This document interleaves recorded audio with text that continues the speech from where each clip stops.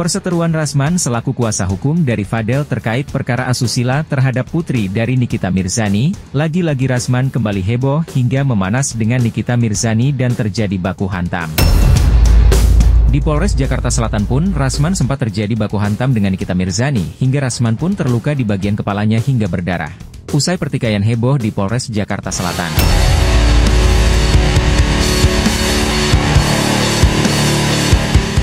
Ya, memang sebetulnya kalau terjadi keributan di mana saja bisa terjadi. Cuma ini aneh bin ajaib, gua pribadi ini berselisih justru di depan Polres ya, Polres Jakarta Selatan. Ini menurut saya ini sudah keterlaluan sebetulnya ini. Dua orang ini berantem terus ini. Sampai kapan nih kalian berantem terus ini? Ditonton oleh orang. Apalagi ini Bang Rasman sebagai seorang advokat diperlakukan mengalami kekerasan lagi, apalagi mengalami kekerasan. Menurut saya ini keterlaluan dan ini tamparan cukup keras bagi seorang advokat yang sedang menjalankan profesinya. Ini perlu perhatian kita semua supaya jangan sampai kita mengalami hal yang sama atau Bang Rasman akan mengalami hal yang kedua dan ketiga kali lagi.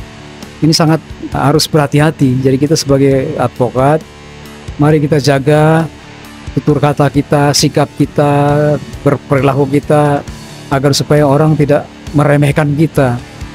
Jadi profesi yang sangat terhormat dan mulia ini harus dijaga baik-baik, agar seorang NM jangan sampai seperti begini caranya. Kenapa harus NM yang melakukannya terhadap Bang Rasman? Ini menurut saya ini udah keterlaluan. Nah, ini introspeksi untuk kita semua, bukan cuma Bang Rasman, tapi untuk kita semua sebagai advokat, agar kita harus waspada, menjaga diri baik-baik, agar supaya dalam menjalankan tugas kita sebagai seorang advokat harus bermartabat, harus bisa mempertahankan marwah kita sebagai seorang advokat, harus jadi contoh dan teladan agar supaya dicontohi, dilihat oleh orang-orang lain, supaya orang jangan meremehkan kita. Nanti mereka meremehkan kita, mereka menganggap advokat dan bukan advokat sama aja, nggak ada bedanya. Ini yang saya sayangkan terjadi. Kabar Laura Meizani kabur dari Safe House dan menemui Rasman hingga muncul konflik baru di Polres Metro Jakarta Selatan. Berawal Laura Meizani kabarnya kabur dari Safe House dengan menggunakan ojek online dan menemui Rasman di Kasawan Rasuna Said. Tak cukup waktu lama, Rasman membawa Laura Meizani ke Polres Jakarta Selatan untuk memberikan keterangannya, alasan kenapa dirinya melarikan diri dari Safe House.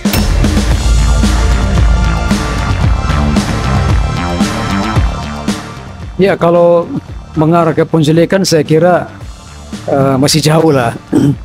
Karena harus tahu unsur-unsur penculikan itu apa. Kalau yang dilakukan oleh Bang Rasman saya kira itu belum mengarah kepada penculikan. Hanya itu sebagai sikap patriot seorang advokat yang tidak boleh menolak orang membutuhkan bantuan hukum. Jadi itu sikap yang baik yang dilakukan oleh Bang Rasman untuk menolong, ya kan, menjaga, kemudian menyelamatkan orang-orang yang sangat membutuhkan pada waktu itu.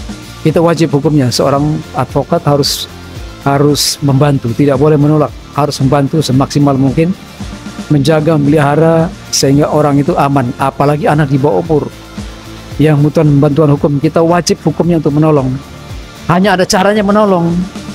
Caranya menolong itu adalah setelah kita menyelamatkan anak ini, kita mesti cari tahu ini anak siapa ini, di mana rimbanya, sehingga kita harus mencari tahu dan melaporkan. Jadi tindakan Bang Rasman sudah betul, melaporkan ke pihak berwajib kan. Tetapi jangan salah, harus melaporkan juga, memberitahukan kepada orang tuanya kalau orang tua masih ada. Jadi kalau kecuali anak ini anak terlantar, anak orang miskin yang tidak mengenal siapa orang tuanya lagi, nah itu boleh. Tapi sepanjang kita masih mengetahui di mana orang tuanya, kita sebagai advokat yang punya itikat baik, kita harus memberitahukan kepada orang tuanya. Itu wajib hukumnya, Bang.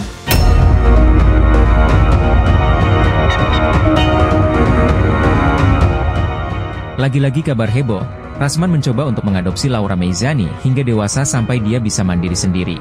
Praktisi hukum Bekanu membuka suara terkait Rasman ingin mengasuh Laura Meizani.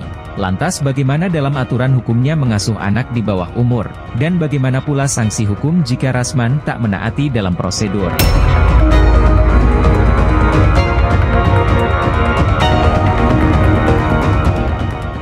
Menurut saya prosesnya akan masih panjang dan tidak semudah apa yang dibayangkan, karena harus ikut prosedur atau SOP dari adopsi anak di bawah umur. Itu pertama, dia harus bikin permohonan ke dinas sosial. Dan dinas sosial ini akan meneliti, ya kan? Pertama dia akan meneliti dulu, ini siapa yang mau jadi calon orang tua anak angkatnya. Yang kedua, dia lihat juga secara fisik dan mental. Orang yang sebagai calon orang tua asuh ini, orang tua anak ini, orang tua angkat ini, apakah dia punya kemampuan secara fisik dan mental yang baik. Dan kemudian jangan lupa rekam jejaknya, apakah dia ini kriminal atau bukan. Secara finansial harus dilihat. Jadi semua dinilai berbagai aspek. Kemudian setelah dinilai, baru diberikan rekomendasi.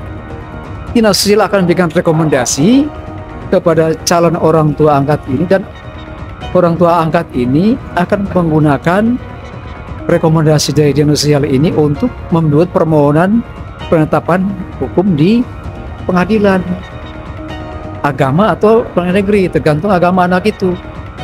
Jadi dalam hal ini anak di bawah umur ini dia serta-merta tidak bisa serta-merta diangkat begitu. Harus juga ada izin orang tuanya, atau orang tuanya legowo, ya kan, memberikan suatu restu bila perlu, surat tertulis untuk kepada calon orang tua angkat ini untuk mengadopsi anak ini. Jadi prosesnya panjang, jadi nggak bisa serta merta begitu. Itu ada aturan hukumnya, gitu loh Bang. Ya tetap saja harus itu SOP, nggak bisa karena orang tua anak ini ada orang tuanya, kecuali saya bilang tadi. Ya tidak anak terlantar, tidak diketahui orang tuanya, itu boleh. Ya, jadi menurut saya ada dua kemungkinan saja. Yang pertama, anak itu mesti minta restu orang tuanya. Berusaha anak itu yang minta restu orang tua. Walaupun ditolak bagaimanapun, namanya anak, dia harus patuh kepada orang tua. Atau yang sebaliknya, orang tualah yang mengerti, harus menundukkan diri, samperin anaknya, meminta dengan baik. Bila perlu, kalau memang dia setuju, diberikan buat restu. Jadi sebetulnya nggak bisa, karena ini anak ini adalah darah dagingnya orang tua dan ibunya sendiri, apalagi ibunya yang melahirkan. Nggak bisa dilupakan itu dia punya hak yang melekat antara hubungan hukum antara anak dan ibu kandungnya, nggak bisa dipisahkan oleh siapapun, gitu loh. Kecuali saya bilang anaknya menyangkal dalam pengertian yang lain, anaknya berbuat hal-hal yang jahat. Sebaliknya orang tua pun hal-hal yang jahat, tapi itu pun masih dilihat kasusnya dulu. Ya tidak serta-merta seperti itu. Ya boleh saja Bang Rasman pergi ke mana, Komnas HAM, ke KPAI, atau kemana lagi, ya silakan, itu langkah yang tepat untuk cari simpati, cari rekomendasi. Tetap prosedur hukumnya kita harus taat.